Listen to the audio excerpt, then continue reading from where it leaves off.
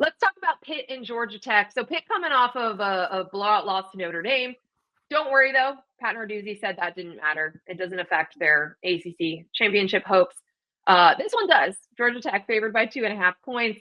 They have had some defensive lapses and some concerns in the last couple of games. Obviously, we saw that very, very close call against Boston College, and then that loss to NC State. Boston College had 537 yards of offense and 34 Ugh. points. They're a How? 1-9 team coming into that game last week. So that needs Best to one get and nine fixed. team in football, by the way. Apparently. I know you're saying this now for all the bad teams. Yes. But the interesting thing, of course, with Georgia Tech is Haynes King. Love watching him.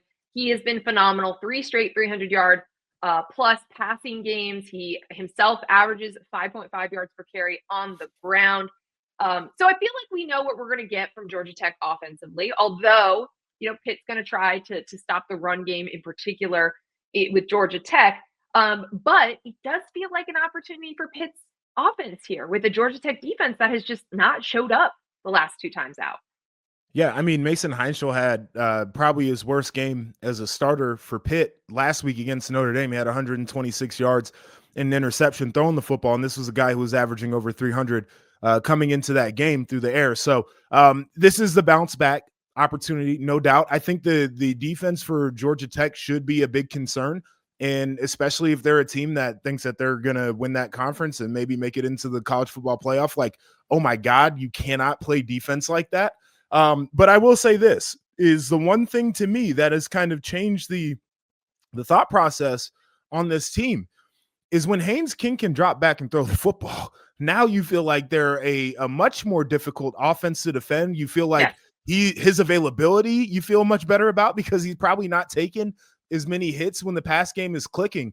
And so I think that probably to me is going to be the thing. We know Pitt is a team that wants to be great defensively. That's Pat Narduzzi 100% of the way. And frankly, they forced CJ Carr into some questionable throws. They had some moments where they were able to get pressure on him. I think that might be the pivot point in this one is the Pitt defense now having to go up against the Georgia Tech offense that is multifaceted. Can they live up to the expectation?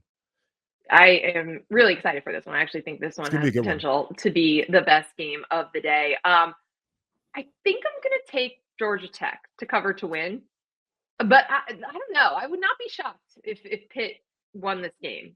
Last week, notwithstanding, basically the team that they had been the 5 games prior. It's a 2.5 point spread in Georgia Tech's favor. I think they win by a field goal.